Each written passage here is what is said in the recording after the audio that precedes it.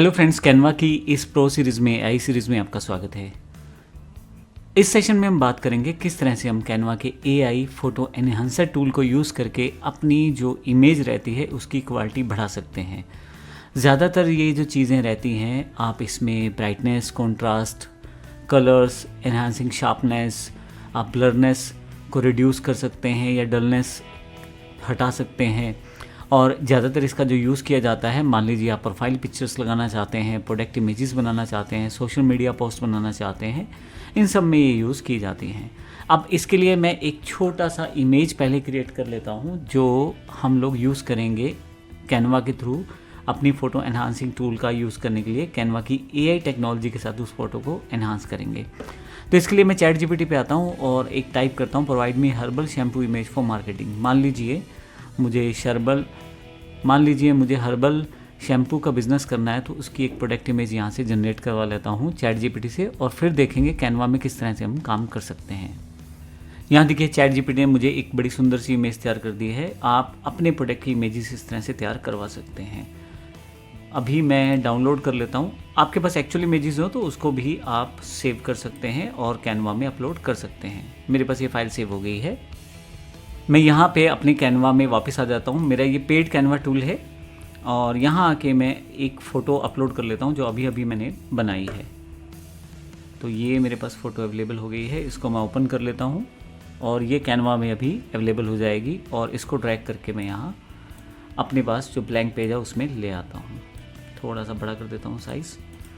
अब ये एक बेसिक फ़ोटो मेरे पास आ गई है। मैं चाहता हूँ इस पे अब इस फ़ोटो को कैनवा के जो एआई फ़ोटो एनहांसर टूल्स हैं उनके साथ अच्छी इमेज में तब्दील कर दिया जाए, बदल दिया जाए। तो आइए देखते हैं किस तरह से हम कर सकते हैं। जब हम इमेज पे क्लिक करते हैं तो यहाँ एडिट का बटन है। हमने लास्ट टाइम यहाँ देखा था कि मैजिक स्टूडियो अवेलेबल था। मैजिक स्टूडियो के बिल्कुल ऊपर एडजस्ट का बटन है जिसमें बहुत सारे ऑप्शन आपको दिए गए हैं, जैसे temperature, tint, brightness, contrast, highlights इत्यादि बहुत सारे ऑप्शन यहाँ पे दिए गए हैं। थोड़ा सा बैक की तरफ आएँ तो नीचे की तरफ आपके पास फ़िल्टर्स दिए गए हैं बहुत तरह के, उसके बाद इफ़ेक्ट्स दिए गए हैं बहुत तरह के, और उसके बाद कुछ एप्लीकेशंस भी दी गई हैं। अभी हम सबसे पहले बात करते हैं यहाँ से फ़िल्टर्स की।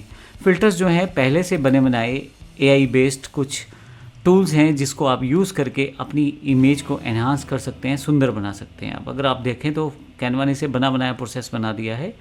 मैं क्लिक करता हूँ तो देखें इसका जो डिज़ाइन, कलर या जो टेक्सचर है वो चेंज होना शुरू हो जाएगा।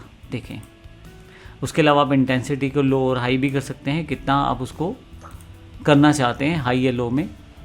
अब ये मेरे पास एक बेसिक इमेज, मान लीजिए मुझे ये इमेज अच्छी लग रही है तो मैंने इसको यहाँ पे छोड़ दिया है यूज़ करके। जब मैंने अपलोड की थी इमेज तो मेरी एक्चुअल इमेज ये थी। अगर आप देखें तो दोनों में डिफरेंस क्या है, लीजिए अब हम इन दोनों में डिफरेंस देखते हैं। मैंने सिर्फ एक वार्म कलर का यूज़ किया है तो देखें कितना बेहतर इमेज लग रहा है ये लेफ़्ट साइड वाला राइट साइड के बजाय, क्योंकि इसमें कलर करेक्शन बड़ी बेहतर तरीके से हुई है।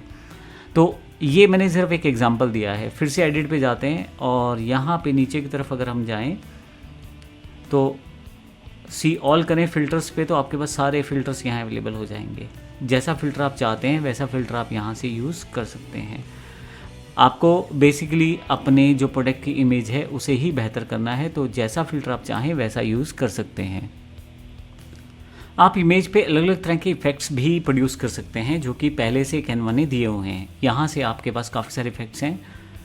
ड्यू टोन है, आप क्लिक करेंगे तो यहाँ पे बहुत सारे इफ़ेक्ट्स आपके पास आ जाएंगे। कैटेगरी बनी हुई है इफ़ेक्ट्स की। ब्लरनेस है, आप डिफरेंट तरह की ब्लरनेस क्रिएट कर सकते हैं इस पर। मैं फिर से वापस आ जाता हूँ। इस तरह से आपके पास यहाँ पे डिफरेंट तरह के इफ़ेक्ट्स हैं जिनका यूज़ आप कर सकते हैं। यहाँ से थोड़ी सी आगे आके मैं इसको ऑटो फोकस पे डाल देता हूँ तो ऑटो फोकस ऑप्शन हो जाएगा जहाँ पे खुद ही ये सारी चीज़ें सेटअप की जाएंगी। अभी देखिए प्रोसेसिंग हो रही है। जैसी प्रोसेसिंग कंप्लीट होगी इस इमेज में मेरे पास ऑटो फोकसिंग सेटअप हो जाएगा। कि ऑटो फोकस कितना बेहतर तरीके से सेट किया है। सिर्फ प्रोडक्ट इमेज को हाईलाइट किया गया है जो कि शैम्पू वाली है, बाकी जो पीछे के ऑप्शन थे उन्हें उसने ब्लर कर दिया है। तो इस तरह से आप ब्लर इंटेंसिटी यहाँ से बढ़ा भी सकते हैं और आप चाहें तो फोकस पोजीशन सेट भी कर सकते हैं। अभी मैं रिमूव ऑटो फोकस भी कर सकता हूँ। अभी मैं इसे हटा देता हूँ। कैनवा ने यहाँ पे एक और इम्पोर्टेंट फीचर दिया है जो कि पूरा एआई बेस्ड है। आप एडिट पे जब क्लिक करेंगे यहाँ पे तो आपके पास यहाँ पे एडजस्ट पे क्लिक करना है, जो मैंने पहले बताया था। यहाँ एक बटन है ऑटो एडजस्ट, खुद ही सारे फैक्टर रीसेट कर दिए जाएंगे जिससे फ़ोटो आपकी सुंदर लगे। मैं ऑटो एडजस्ट पे क्लिक करता हूँ, देखिए उसने बोला है कलर एडजस्टेड, तो कितनी सुंदर इमेज हो गई है, पहले से बेहतर इमेज ये मेरे पास आ गई है। मैंने कुछ भी अलग नहीं किया है, सिर्फ एक ऑटो एडजस्ट का बटन यूज़ किया है। मैं आपको दिखाना चाहता हूँ कि मेरी पहली इमेज कैसी थी, तो मैं उसको यहाँ पे साइड बाय साइड रख देता हूँ। तो अब देखें आप, दोनों में डिफरेंस है। इसमें कलर एनहांस्ड हैं और कहीं ना कहीं सुंदर लग रही है फ़ोटो। इसमें कलर जो नॉर्मल थे, जिसमें चीज़ें बिल्कुल सिंपल थी।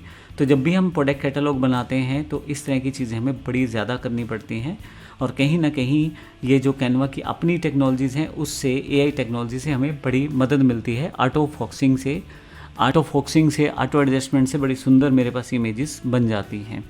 अभी मैं आपको ये भी बता दूं कि आप, जैसे मैं इसे दोबारा क्लिक करता हूं, एडिट पे जाता हूं, और यहाँ पे एडजस्टमेंट के अंतर्गत ना केवल आप ऑटो एडजस्ट दबा सकते हो, बल्कि टेम्परेचर खुद सेट कर सकते हो, टेंट खुद सेट कर सकते हो, ब्राइटनेस या लाइटनेस, कॉन्ट्रास्ट, हाईलाइट, इन सभी फैक्टर्स को आप खुद से मॉडिफाई कर सकते हो अपनी रिक्वायरमेंट के अकॉर्डिंग।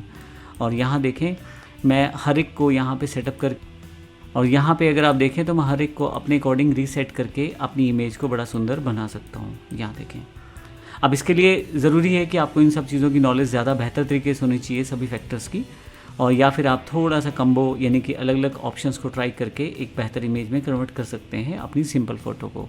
अगर आपको लगता है सारी एडजस्टमेंट ठीक है तो आप बेहतर तरीके से उस इमेज को यूज़ करें, अगर नहीं ठीक है तो रीसेट एडजस्टमेंट कर दें, तो वापस तो जितनी भी आपने एडजस्टमेंट की हैं सारी की सारी अंडू हो जाएंगी और आपके पास नॉर्मल इमेज वापस आ जाएगी।